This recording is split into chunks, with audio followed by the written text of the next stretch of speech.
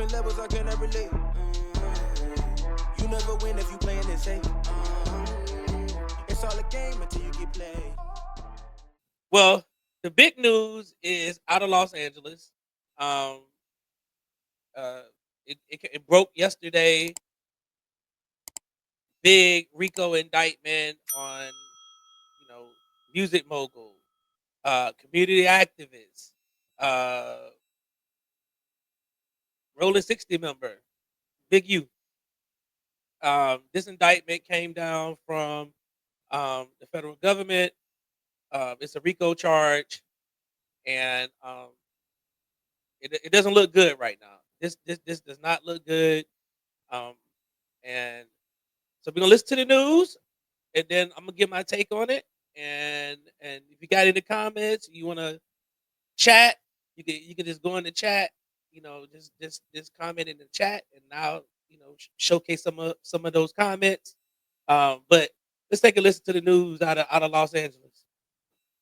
Prominent music and community figures is now facing serious criminal charges. That's right. Federal authorities say Eugene Big U Henley led a violent criminal enterprise responsible for murder, extortion, and fraud. KCAL News anchor Gio Insignaris joins us now with the story that is shocking a whole lot of people tonight. That's certainly an understatement, Juan. Susie, good evening to both of you. Authorities describing Eugene Big U Henley as a man who presented himself as an entertainment entrepreneur and a community leader. We've even reported on his charitable efforts as recently as this past Christmas. But federal investigators now say he ran what they're calling a mafia-like organization responsible for serious crimes across L.A. Federal agents say Eugene Henley led what they're calling the Big U Enterprise, a criminal organization tied to the Rollin 60's Crips street gang. According to a 107-page complaint, Henley and his associates allegedly extorted professional athletes and musicians, including NBA star Draymond Green and Lakers legend Shaquille O'Neal, persuading them to donate to his charities and later allegedly transferring the money to his personal bank accounts. The facts alleged in the complaint paint a very different picture.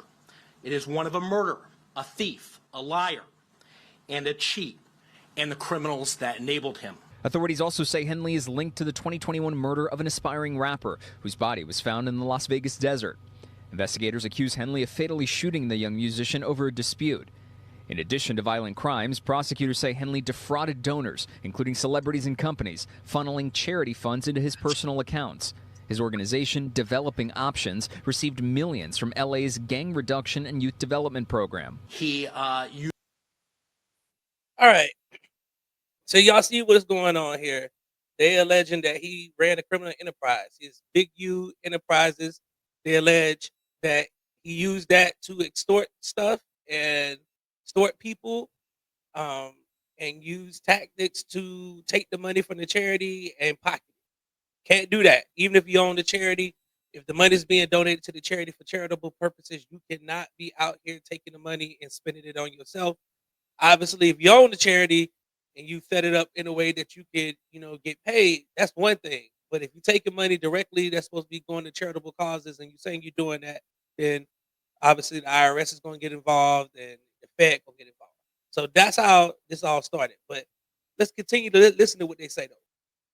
Used that goodwill to benefit himself. He diverted money from that charity and lined his own pockets with it, and that money was ultimately traced, and that we can show that he used it for personal purposes. Dr. Georgia Leap, an adjunct professor of social welfare at UCLA, is an expert in gangs and community justice. She knew Henley through her work and says this latest news is heartbreaking but not shocking. He was a very charismatic, very arresting, no pun intended, a very arresting personality, and he had the smile and he had the charisma and he could talk to kids and he could talk to OGs and everybody in between. I got a Ninja Turtle set and I got a Spider-Man set.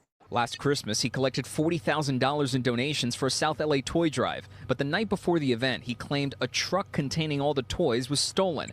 He offered up security video of the truck driving off and pleaded with the community to donate again. It did. At the time, Henley called it a great save by the community. To think that somebody was stealing a bunch of toys, stealing Christmas, that's kind of crazy. Henley's community roots also stretch to other major Southern California figures. He helped launch the career of rapper Nipsey Hussle and starred in a 2021 FX docuseries called Hip Hop Uncovered. Henley's son is also LA Chargers linebacker Dayan Henley. The world of crime not just with gangs, but the world of crime is seductive. And even when people say they've walked away, a minority, a small number, get lured back in. Henley, who previously served 13 years in prison for a drug-related robbery, turned himself in Wednesday afternoon. He'll face charges of extortion, human trafficking, fraud, and murder. Henley is among 19 people accused in the wide-ranging charges. As for the long-term impact, experts believe a sense of betrayal from community members is understandable, but won't deter the long-term goal of helping others. I think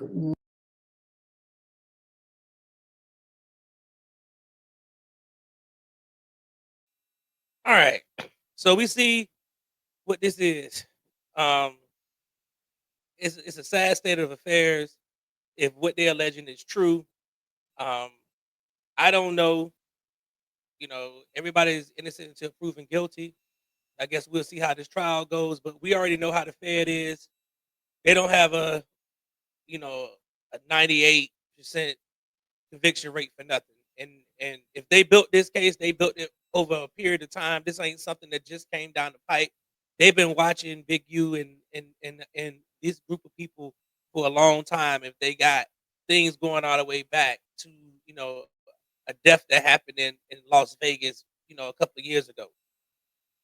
One thing I'm going to say is, if you saw as the like throughout that video, you saw the camera kind of pan across the pictures, and some of the indictment papers are online. Y'all can find them. But what you see is they're talking about podcasts, shows, and the things that these guys were saying. Now, some of these guys that's been indicted along with Big U that have been caught up in this have been on these podcast shows with Adam 22. They've been on DJ Vlad. They've been on all these podcast shows, and they've been talking. And now the Fed has used the podcast shows, the actual interviews from the podcast shows are part of the criminal indictment against these guys. I don't know what made them think that they could just be online just talking about this stuff. I mean, you know, there's a saying, you know, no snitching and all that stuff. I get all that, you know, but these guys kind of told on themselves. They were on the shows doing this countlessly, just saying stuff, talking about stuff that they have already done, things that had just taken place, and things that could happen. And some of this stuff was taking place. So they're all caught up in this. And we know how the Fed is. Obviously, Big U was the big fish, and everybody else that's caught up in this, you know, they're gonna make some.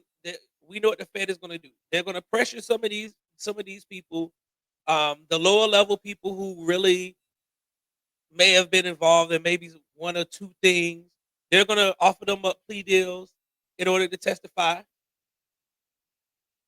Now, if they do so, then we already know the street code stuff and how things go. People retaliate. People may have to go into witness protection. Nobody may not say nothing. They may all go to jail. Who knows? But at the end of the day, we have a situation here where you got all these people caught up in a sweeping indictment. And for all the good that Big U was doing in Los Angeles with the kids and his anti-gang initiatives, getting money from the city of Los Angeles. You heard in the video, millions of dollars. For all of that, to have this now over your head, just it's heartbreaking, you know? So, you know, I'll be monitoring this case here. I'm pretty sure they're not going to waste no time. I don't see none of these people getting out. I don't think, you know, when the Fed come, they like when they do their bond hearings, they're gonna make it stick. So this may be the last time that Big U see the streets. Was yesterday. If the Fed do exactly what I anticipate them doing.